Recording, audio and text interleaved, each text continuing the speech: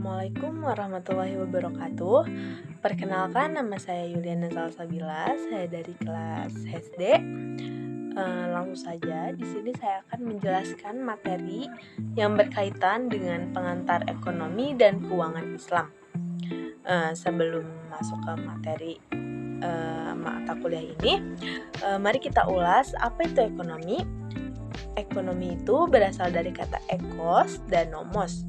Ekos itu artinya rumah tangga dan nomos artinya peraturan atau manajemen. Jadi, ekonomi itu merupakan manajemen rumah tangga. Di ekonomi ini terdapat beberapa proses.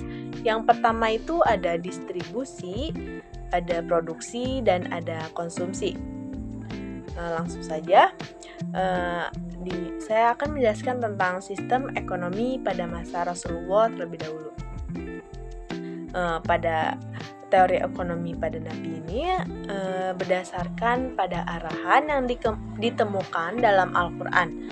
Beberapa teori ekonomi Islam, yaitu salah satunya teori invisible hands atau artinya doktrin tangan tak terlihat dari Nabi SAW. Dan teori ini sangat populer di kalangan para ulama.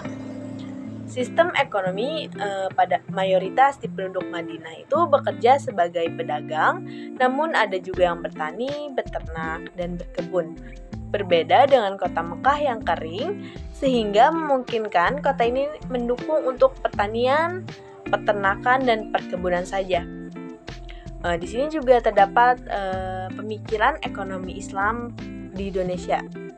Gagasan tentang ekonomi Islam di Indonesia ini berawal sejak abad ke-20 ketika Haji Samanhudi mendirikan Syarikat Dagang Islam. Pendirian Syarikat Dagang Islam sendiri ini untuk melawan kebijakan ekonomi yang dibawa oleh kolonialisme Belanda dan persaingan perdagangan Cina. Dengan masuknya Islam ke Nusantara ini, teori ekonomi Islam di Indonesia itu muncul dengan sendirinya. Biasanya itu melalui jalur perdagangan Arab, Persia, dan India. Ada juga fase-fase pemikiran ekonomi Islam. Yang pertama itu ada fase peletakan dasar-dasar ekonomi Islam.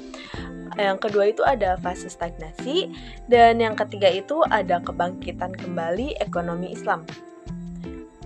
Lanjut ke pentingnya mempelajari sejarah pemikiran ekonomi.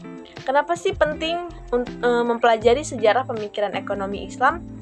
Mempelajari sejarah pemikiran Islam ini memiliki beberapa manfaat.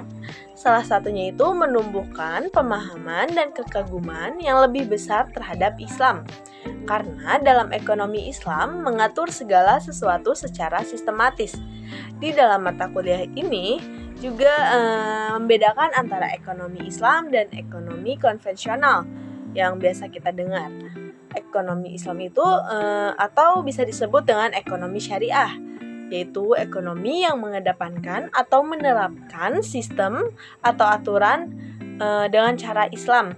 Tujuannya itu untuk kesejahteraan ekonomi dalam kerangka norma moral Islam. Berbeda dengan ekonomi konvensional tadi yang sudah saya sebutkan. Ekonomi konvensional itu perekonomian yang memiliki teori ekonomi yang kaitannya itu kebebasan yang bergerak menuju pasar bebas, dan sistem ekonomi ini berpaham perdagangan bebas dalam era globalisasi. Tujuannya itu tentu berbeda dengan ekonomi Islam tadi. Tujuannya itu untuk mementingkan dan meraup keuntungan sebesar-besarnya yang sifatnya itu hanya keduniawian. Ada juga teori perilaku tentang konsumsi Islam. Apa itu konsumsi? Konsumsi itu secara umum didefinisikan dengan penggunaan barang dan jasa untuk memenuhi kebutuhan manusia. Tujuan konsumsi ini dalam ekonomi Islam yakni itu untuk mencapai kebahagiaan dan kesejahteraan di dunia dan akhirat. Ada 5 prinsip konsumsi. Yang pertama itu ada prinsip keadilan, prinsip kebersihan, prinsip kesederhanaan, prinsip kemurahan hati, dan prinsip moralitas. Mungkin cukup sekian dari materi yang sudah saya paparkan. Semoga jelas dan bermanfaat. Kurang lebihnya mohon maaf. Wassalamualaikum warahmatullahi wabarakatuh.